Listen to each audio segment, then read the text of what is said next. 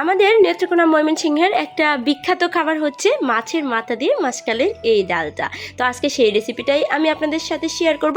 আসসালামু আলাইকুম সবাইকে, আমি শামিমা চলে আসছি নতুন আরেকটা রান্নার ভিডিও নিয়ে। আশা করি সম্পূর্ণ ভিডিওটা আপনারা দেখবেন। ভিডিওটা যদি ভালো লাগে অবশ্যই একটা লাইক, একটা কমেন্ট এবং একটা শেয়ার দিয়ে পাশে থাকবেন। তো এখানে মাসকালের গুঁড়াটা আমি একটা কাচের কৌটায় ভরে রাখছি এবং বাকিটুকু একটু পানিতে এখানে গুলে রাখছি। এটা কিন্তু আগে থেকে এভাবে গুলিয়ে রাখতে হয়। আর এই যে সেই রুই মাছের মাথা, অনেক বড় মাছের মাথা, আমি এটা আগেই রেখে দিয়েছিলাম কারণ আমার খুব ইচ্ছা করতেছিল মাসকালের ডাল খাওয়ার জন্যে। আর এখানে আমি 2টা পেঁয়াজ নিয়েছি, 2টা পেঁয়াজই যথেষ্ট, আর কাঁচামরিচও নিয়েছি, যেহেতু আমি এখানে কোনো রকম শুকনা মরিচের গুঁড়া ব্যবহার করব না। আমাদের নেত্রকোনাতে এই ডালটা রান্না করায় কোনো শুকনা মরিচের গুঁড়া দেয় না, অনেক এলাকায় দেয় আবার অনেক এলাকায় দেয় না। তো এই ডালটা রান্না করার জন্য একটা স্পেশাল মশলা হচ্ছে এই মিষ্টি মৌরি কিংবা মৌরিটা, আপনারা কী নামে ডাকেন আমি জানি না, বাট এইটা দিলে নাকি এটার ফ্লেভারটা অনেক বেশি বেড়ে যায়। আমার মা বলছে যে এটা কিন্তু স্কিপ করবা না, এটা দিবাই। তো তার জন্য হচ্ছে আমি এটা একটু বেটে নিচ্ছি। তার সাথে হচ্ছে বেটে নিলাম পেঁয়াজ বাটা দিলে তরকারি তো এমনিই সুস্বাদু হয়, সেটা আমরা সবাই জানি।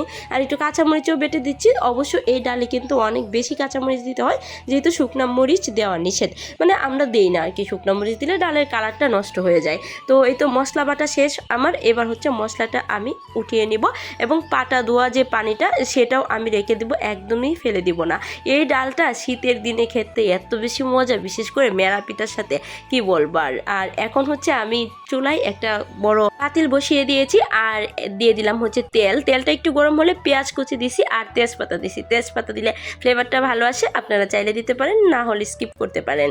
আর এখন দিয়ে দিলাম আগে থেকে বাটা যে মশলাটা ছিল সেটা। এটা একটু কষানো হয়ে গেলে এখানে আমি হলুদের গুঁড়া, ধনিয়া গুঁড়া আর হচ্ছে একটু লবণ দিয়ে তারপর এটা খুব সুন্দর করে কষিয়ে নিয়ে মাছের মাথাটা কেটে রাখছিলাম সেটা দিয়ে দিলাম। মাছের মাথাটা কিন্তু খুব সুন্দর করে কষিয়ে নিতে হবে, কারণ ডালটা দেওয়ার মানে পরে বেশিক্ষণ আর জাল দেওয়ার প্রয়োজন হবে না। ডাল বলক উঠলেই শুধু নামিয়ে নিলে হবে। এই যে আমার মাথা কিন্তু, আমার মাথা না, মাছের মাথা কিন্তু হয়ে গেছে, মানে কষানো হয়ে গেছে, খুব সুন্দর করে তেল উঠে আসছে। আর এখন আগে থেকে গুলিয়ে রাখা যে ডালটা আমি রাখছিলাম সেই ডালটা ঢেলে দিচ্ছি। আর এখন হচ্ছে আমি আরও একটু পানি অ্যাড করে দিচ্ছি। এই ডালটা ঘন করে রান্না করলেও ভাল লাগে, আবার বেশি পাতলা হয়ে গেলে কিন্তু ভাল লাগে না। আমি আজকে মিডিয়াম করে রান্না করব। আর এই যে কালারটা দেখেন, লবণটা একটু কম মনে হচ্ছিল আমার কাছে, তো আমি এখানে আর একটু লবণ অ্যাড করেছি। আবার এখন হচ্ছে একটু নাড়াচাড়া করে ডেকে দিলাম। তো আগে বলছিলাম এই ডাল রান্না করতে বেশি সময় লাগে না, আর এটা কিন্তু একটু পরে পরে নেড়ে ছেড়ে দিতে হবে, কারণ এই ডালটা কিন্তু নিচে লেগে যাওয়ার একটা সম্ভাবনা থাকে। তো আমি হচ্ছে একটু পরে পরে ঢাকনা সরিয়ে হালকা করে নাড়া দিচ্ছিলাম, বেশি জোরে না দেওয়া যাবে না, কারণ মাছের মাথা ভেঙে চুরমার হয়ে যাবে। তো এই তো বলক চলে আসছে, দেখেন ডালের কালার মাশাআল্লাহ। আর এখন আমি দিয়ে দিচ্ছি হচ্ছে কাঁচামরিচ। এইখানে হচ্ছে আমি একটু ধনিয়া পাতা দিব, আপনি চাইলে কিন্তু এটা স্কিপ করতে পারেন, এতে করে ডালের ফ্লেভার আরও ভালো আসবে। আর ধনিয়া পাতা দিলেও ফ্লেভারটা ভালো আসে। তো আমার ডাল রান্না করা কিন্তু মোটামুটি কমপ্লিট। এই হচ্ছে আমার ডালের ফাইনাল লুক। আর এবার হচ্ছে আমি একটু গরম গরম ভাতের সাথে এই ডালটা খেয়ে নিচ্ছি। দেখতেছিলাম কেমন হয়েছে, মাশাআল্লাহ খুবই মজা হয়েছিল, অনেক দিন ধরে খেতে ইচ্ছে করছিল। তো এতক্ষণ সাথে থাকার জন্য ধন্যবাদ সবাইকে, ভালো থাকবেন, আল্লাহ হাফেজ।